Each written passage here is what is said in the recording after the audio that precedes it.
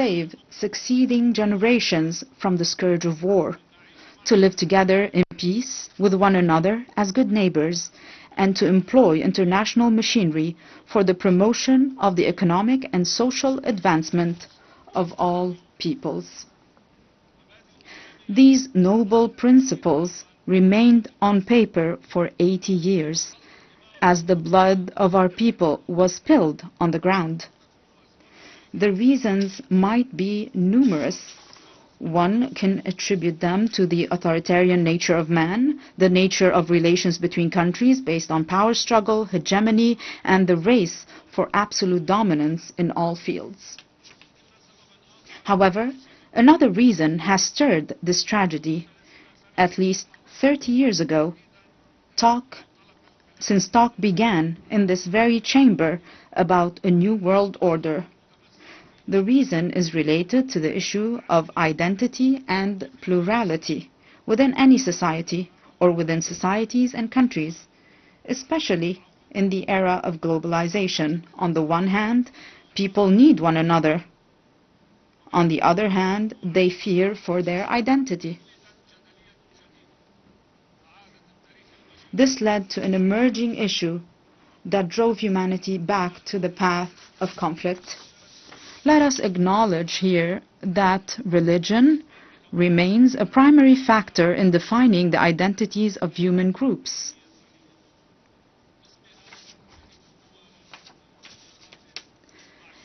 In the name of religion, countries are at war with one another. In the name of religion, many countries have imploded from within. Furthermore, religion continues to shape the world in profound ways.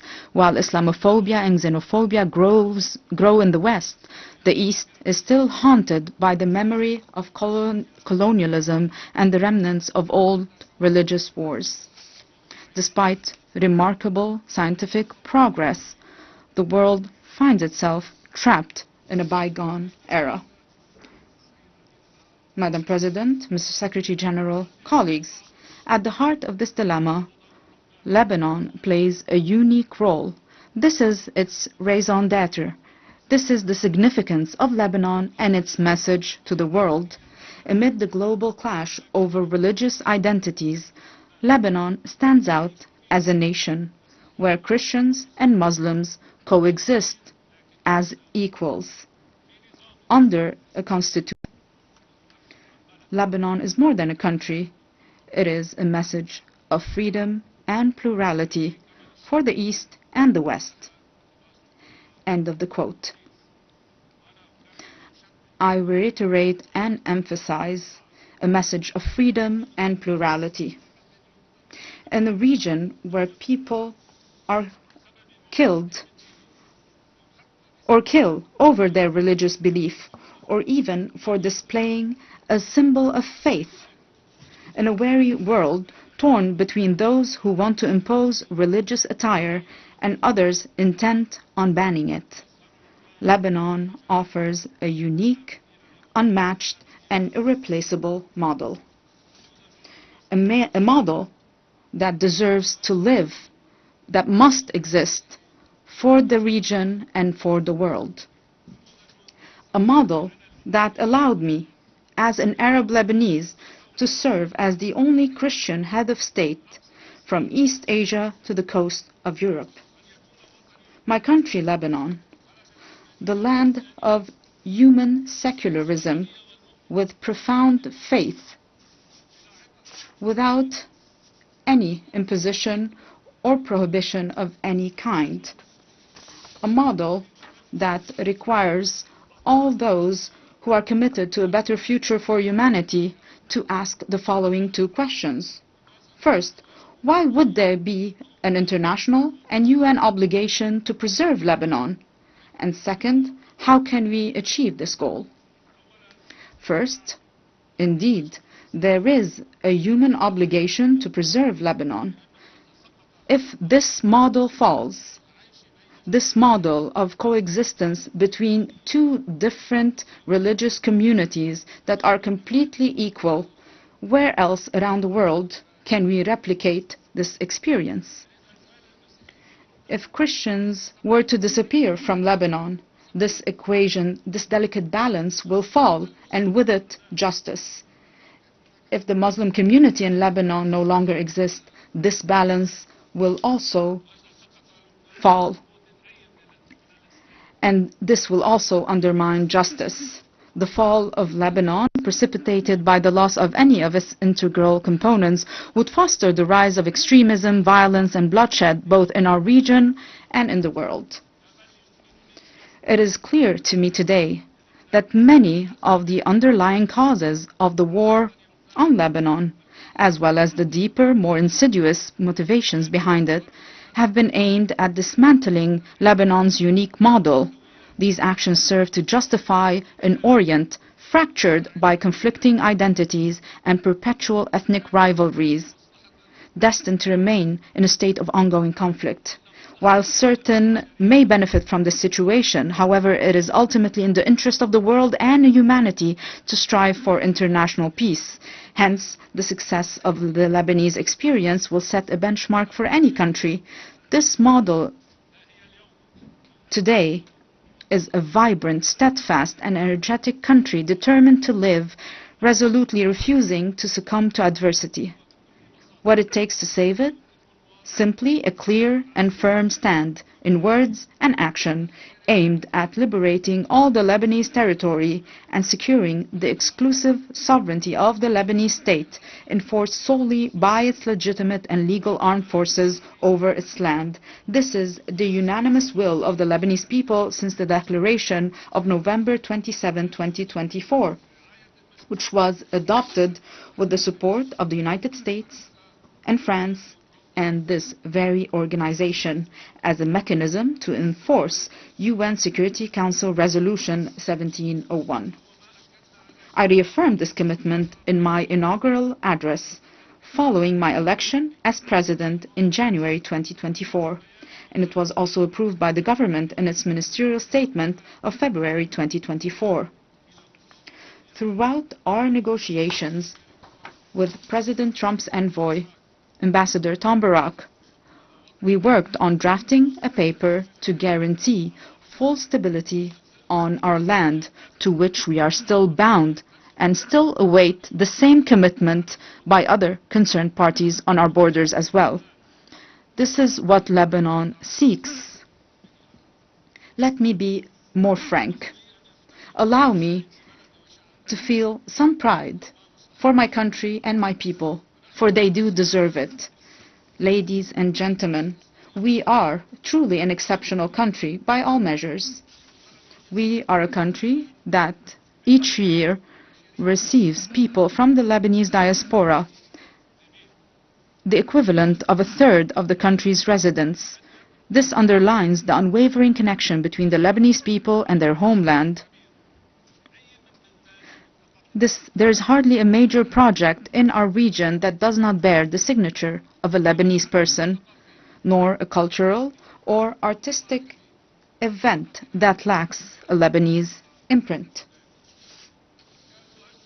In fact, it is almost certain that Lebanese contributions can be found in every significant endeavor. Among the member states of this distinguished organization, one could scarcely find a nation that does not have within its borders a member of the Lebanese diaspora who is engaged, productive, and creative. These individuals integrate harmoniously with their host societies. We, ladies and gentlemen, are a country capable of embracing modernization, and we have started already implementing a gradual program of financial and economic recovery. Together with an independent financial audit, a fair restructuring of the banking sector, and the modernization of the administration, we have also taken on the fight against corruption and organized crime to rebuild the trust of the Lebanese people in their state and the world's confidence in Lebanon. Simultaneously, we have launched legislative and institutional reforms consecrating the independence of the regulatory bodies of the state's productive sectors and enhanced the independence of the judiciary, aligned with international standards in the fight against money laundering and the financing of terrorism. Our government has also recently joined the United Nations Convention on biological diversity, in line with our history of commitment to the principles of international legitimacy. We are also set on advancing public freedom, combating hate speech, and empowering young men and women in the decision-making process. We can only be prosperous if our citizens, all our citizens, live in dignity. Ladies and gentlemen, our country is dedicated to investing in quality education, and we are expanding today this investment to encompass a knowledge economy. Lebanon is also an essential crossroad for global trade corridors.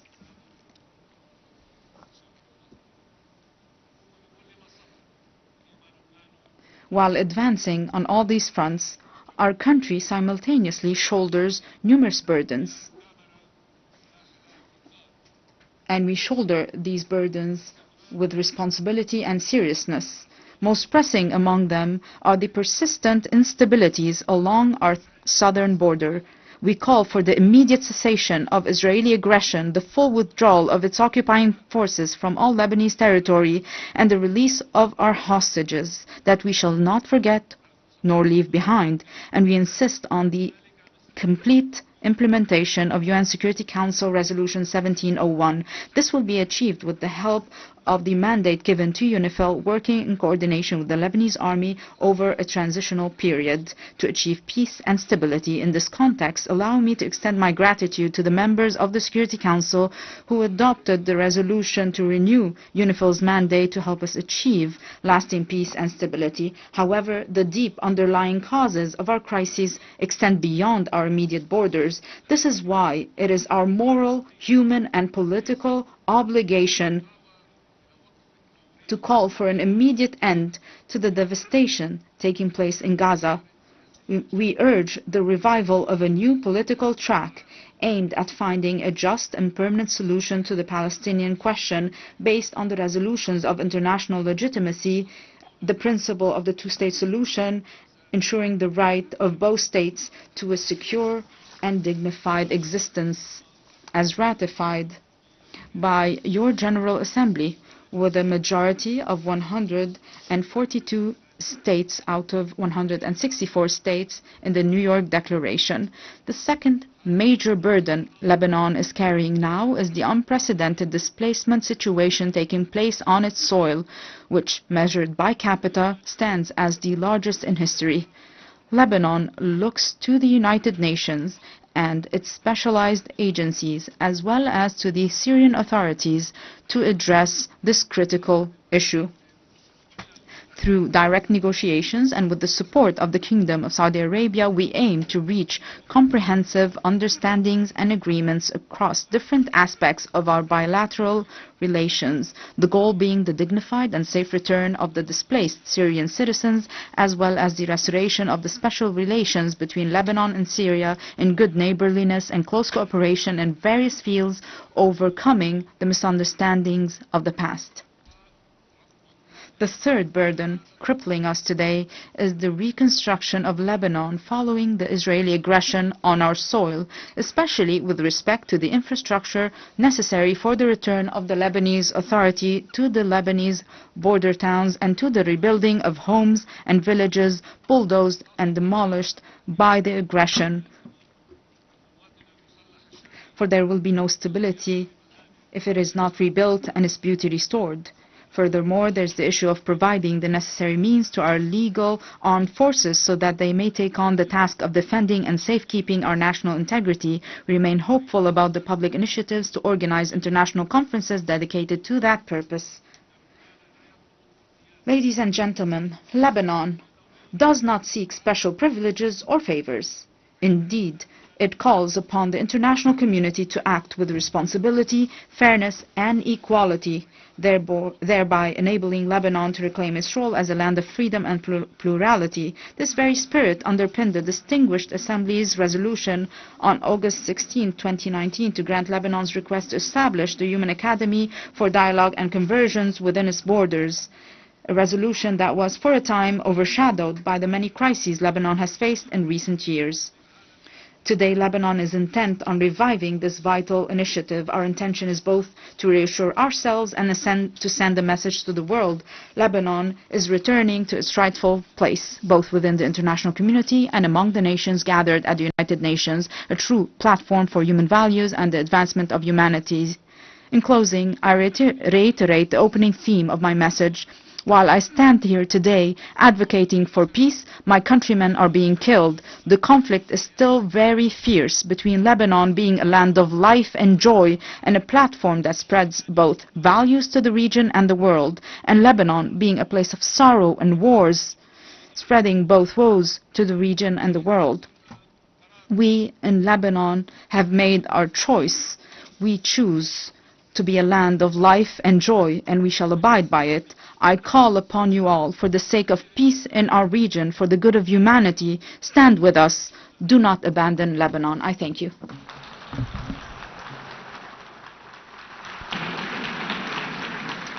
On behalf of the Assembly,